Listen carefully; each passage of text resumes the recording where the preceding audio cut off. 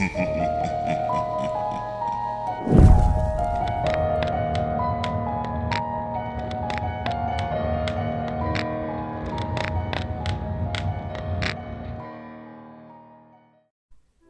Christmas the best time of the year?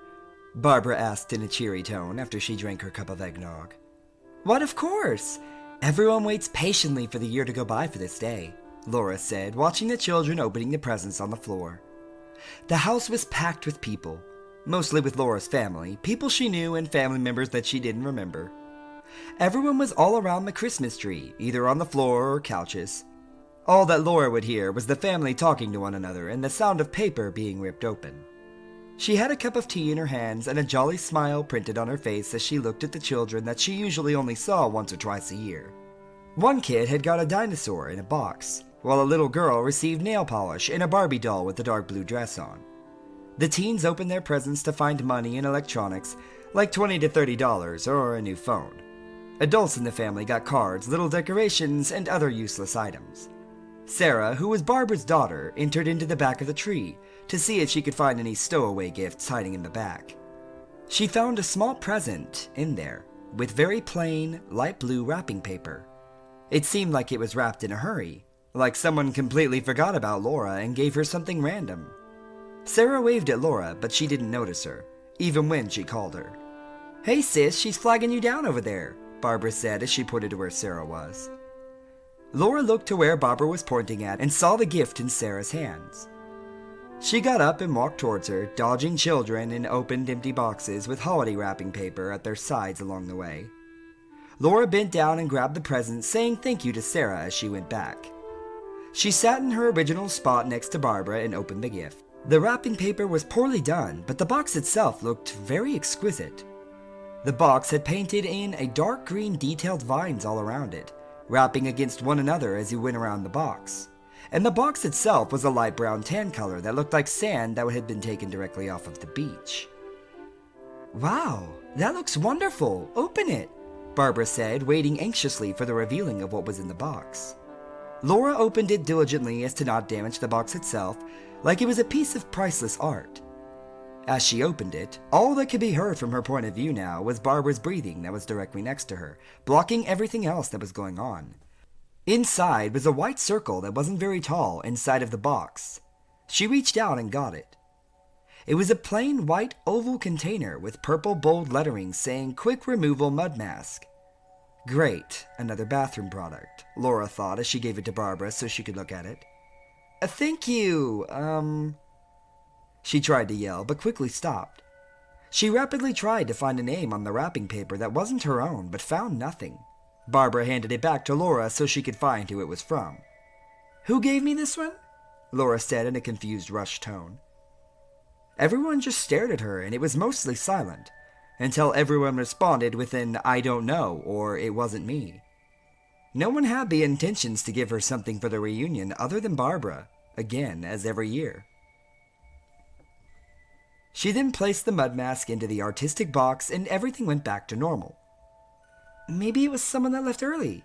At least you got something from somebody else," Barbara said with a small smile on her face. "Yeah, well, thanks for having the reunion at your place. My place is way too small for all these people," she said, also with a smile upon her face. Barbara responded with a smile and said that she was going to meet with other people, so she left to the other side of the house. Laura wasn't a people person. Maybe that's why she doesn't usually get anything for the holidays other than from her sister. She waited patiently for the next 3 hours to pass by. As the last of the family members left, Laura felt relieved and sighed. She quickly went up to Barbara, who had just entered the living room. "Can I stay here for the night and leave in the morning?" Laura asked. "Of course you can stay here for as long as you like in the guest bedroom upstairs," Barbara said with a happy expression on her face. Laura helped Barbara with cleaning the house, wrapping paper was all around the tree, dishes needed to be done, etc., etc. As she was done, she wished Barbara a good night's sleep, along with Sarah, and picked up her one gift and headed towards her old room, which she knew was the guest room, since she did live here before getting a house of her own. The room looked very plain and white, with a closet, a dresser, and a little counter next to her bed with an alarm clock on it. The room was definitely not how she had remembered it to be. She loved living here with her sister before, but now it was time to move on. The room had a bathroom that connected to Barbara's room on the other side. She didn't bring any of her things, like cleansing pads, makeup, toothbrush, and clothes, but she didn't care. All that she wanted to do was feel the comfort of people that she knew around her instead of being in her quiet, empty little home. She took a better look at the alarm clock, and it was 12:36 a.m. She headed towards the bathroom and looked at herself in the mirror. She looked tired, but she needed to get the makeup off of her face, so she looked into the cabinet and found some alcohol along with cotton balls. Better than nothing, she said as she doused the cotton ball with the alcohol and applied it to her face as she wiped the makeup off. As she was done, she thought that she might as well try out her new gift. She took the mud mask out of the box and opened it. Inside was the purple mud. She looked at the directions and saw that it was completely easy to apply. Just simple instructions. She didn't have that many zits on her face, so she just applied it everywhere for the hell of it. She instantly felt it working and looked at herself in the mirror and saw how she looked like Barney the dinosaur. Laura then turned off the light and headed towards the bed. As she plummeted down onto her old mattress, it felt just like she remembered it to be. The only thing that felt familiar in her old room. She started to slowly close her eyes as they soon collided with each other, making her see only darkness, and she fell into a deep and restful sleep.